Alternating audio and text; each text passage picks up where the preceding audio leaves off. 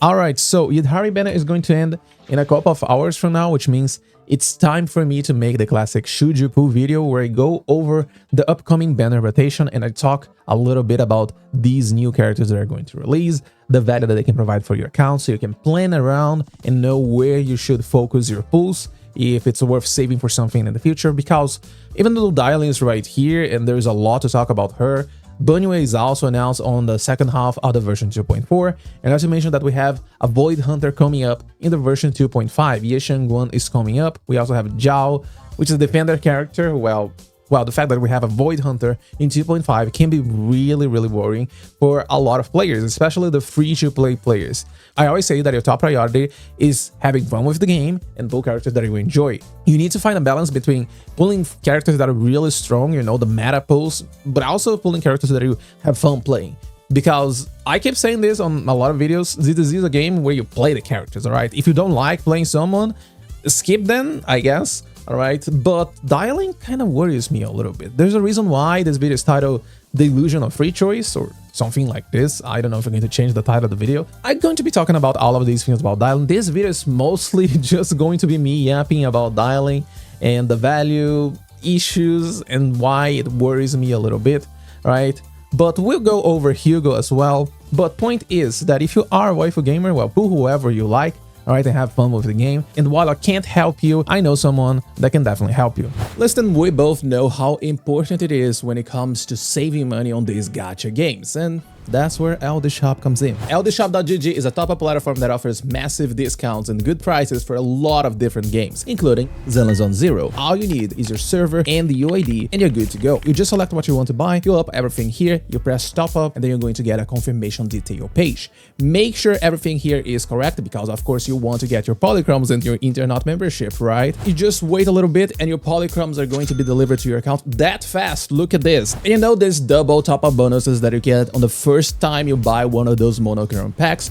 LDShop got you covered because they can trigger the double top bonus for you. And the best part is that whenever you spend $80 in a single month, you get a coupon that allows you to get one of those monthly memberships for free, even in an internet membership, as you can see right here. Register your account using my link down the description and you get a 15 and a 5% coupon that allows you to save up to $50. So stop wasting time and start saving money using LDShop. Thanks LDShop for sponsoring this video. Alright, so first let's talk about Dialyn, and I'm going to leave a Vishuan gameplay in the background so you have at the very least something to watch while I keep talking about her. I'll try to not yap too much, but there are things that I really want to talk about her, and by now you probably already watched other content creator guides, not only my Dialyn guide.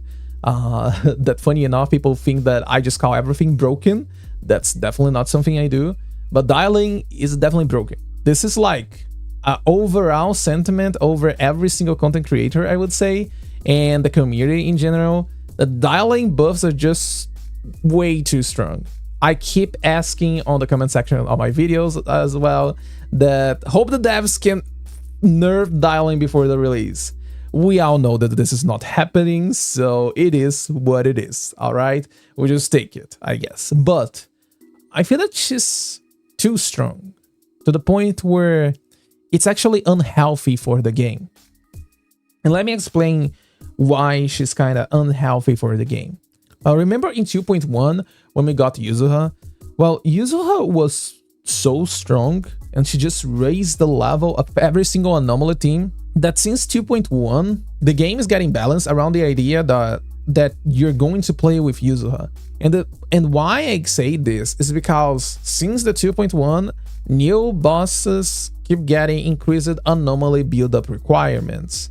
By making anomaly teams restricted to the idea of Yuzuha, you basically can only play one anomaly team on your deadly assault rotation, on your shield defense or something, because there's only one Yuzuha in the game. There's no two Yuzuhas or something like this. You can play without Yuzuha, that's for sure, but you're going to notice how different the build-up ends up feeling due to the lack of Yuzuha on your team. The extra build-up, all the candy stuff, the damage over time that keeps generating extra build-up for you over and over. So, my fear about Dialyn feeling too strong is that if she's a stunner with lighter level buffs, but instead of being niche, such as lighter, And she's increasing the floor level of every single attack and rupture agent. Why wouldn't I expect the same thing to happen with Dialyn as well? Team compositions are going to be balanced around the idea that Dialyn exists and that players should have Dialyn. I don't like this feeling, and I genuinely want to be wrong here, because I don't like saying that this character is a must pull, because nothing is a must pull in a gacha game to begin with. At the end of the day, they are just going to release something new, and this something new is going to replace whatever the hell existed before. You see, just like Dialyn is kinda replacing every single stunner that existed before her. I said in one of the comments on my Dialyn guide that I want Dialyn to be nerfed, and someone said to me that instead of asking Dialyn to be nerfed, you should ask for old characters to be buffed. And the only reason why I also ask for Dialyn to be nerfed is because I don't want to create a new standard for future characters that simply destroy old characters. And the reason why people ask for buffs is because they don't want the old characters to be left behind. But when you push the level that far away, it just feels bad for everyone, for every single stunner, for every player that decided to pull a previous stunner. And I don't like this feeling. And I really hope that I prove I'm wrong here. I'm not saying this to doom the game or anything, it's just that it's something that it doesn't feel right. But moving along, I'm probably going to leave a timestamp right here so people can skip the yapping about this, right? But moving along and about the actual pull value for Dialyn, yes, you should try to pull Dialyn. Dialyn is just really good. She's really flexible. She works everywhere you can think about. Well, except anomaly teams, kinda. I mean, there is some space that you can even play with anomaly teams with Dialyn, but they're not going to be as good as with attack or rupture agents. And for those looking at numbers, all right, for example, for Yishuan, if we take a look at Yishuan, if you compare Mindscape 0 Jufufu with Mindscape 0 Dialyn, you're not going to see a massive damage difference between Dialyn and Jufufu, all right? Don't look at the days. This is like Yishuan days, so this is why it's 100% on everything, all right? But the thing is that hitting 3 ultimates on Yishuan on every single stun window is a huge feat. You need to play around all the anomaly triggers so you can generate extra decibels with your anomaly, even trigger some extra disorders as well. So basically you need perfect rotations and maybe Mindscape 1 Lucia and a decibel generation buff as well on Deadly Assault. Otherwise, you're not going to hit 3 ultimates on every single stun window. Dialyn just removes this, alright? I would say that every single other stun window, you're going to hit 3 ultimates on your stun rotation. This is how much damage you can expect out of Dialyn on Yishuan teams. A 25-27% DPS increase compared to Jufufu. It's a really massive one. For other characters, it's not going to be that massive, alright? For Lighter, for example, Dialyn is better than Lighter, by the way, alright? Even if you trade some chains for a second ultimate, you're going to feel that Dialyn is just better. And the reason for this is simply because, where's Evelyn here? Evelyn ultimate has a massive damage motion value, right? The multiplier right here that you're looking. If you take a look right here, even if you trade 2 chain attacks for 1 ultimate, you're dealing more damage with this 1 ultimate over 2 chain attacks. The only reason why Lighter is so close to Dialyn is because, well, Lighter buffs are just massive. It's 75% damage, Dialyn is only providing 40%. A Lighter also reduces the enemy ice and fire resistance. Dialyn doesn't do this, but on the other hand, Dialyn provides 30% extra stun multiplier. So yeah, Dialyn is better than Lighter, but not by a huge margin to the point of, hey, you should pull Dialyn for your Evelyn teams. If you have Lighter, if you don't feel that these 40% extra damage is worth for you, then you're fine. For Hugo here, I assume 4 stuns rotations and ultimate available on 3 out of the 4 stuns, right? In reality, it's probably going to be 8 stun, and 7 out of these 8 you're going to have the ultimate. But you can see right here that you get some extra damage out of your ultimate instead of EX special Totalize. This is even more noticeable at Mindscape 2, since you can hit your ultimate and still get another Totalize after using your ultimate. I think that the main thing, and I even made a video talking about this one, I'm going to leave a link in the top right corner, is that Dialyn also enables Puffer Electro as an option for any attacker. This includes Hugo, for example, because let's be for real, playing around Hormone Punk can be a pain, especially because you have a 20-second cooldown on it, right? It starts as soon as the buff goes up, so technically it's a 10-second effective cooldown, but still, you still need to play around this 20-second rotations. It's just really easy for you to play around the buffer if you have Dialyn on your team, and it just removes another thing that you need to play around. You don't need to play around Woodpecker stacks. You don't need to play around the Hormone Punk cooldown anymore. Just use your ultimate and you have 15% attack. That alone is a massive reason for you to pull Dialyn. Do you need the signature? Not really, but it's a really good quality of life. Let me just show you the days potential right here. All right. So here you can see the days potential.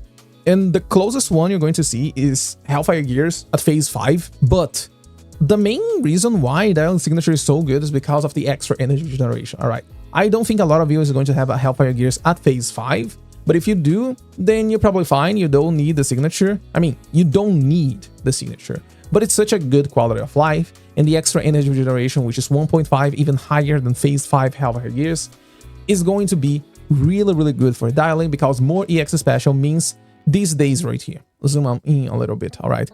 It should be a little bit lower than these numbers that you're looking right here, because the thing is that this is not including the lower energy generation, which could mean that you're not going to hit your 3 EX special outside of the stun window with the same frequency as using an energy regeneration option. All right, so this is something that I need to keep in mind. Even though these options right here show like 20% less days, it could be even lower. But if you can get Dialyn signature, it's a massive quality of life. I'm not going to say it's a must, but it helps you quite a lot.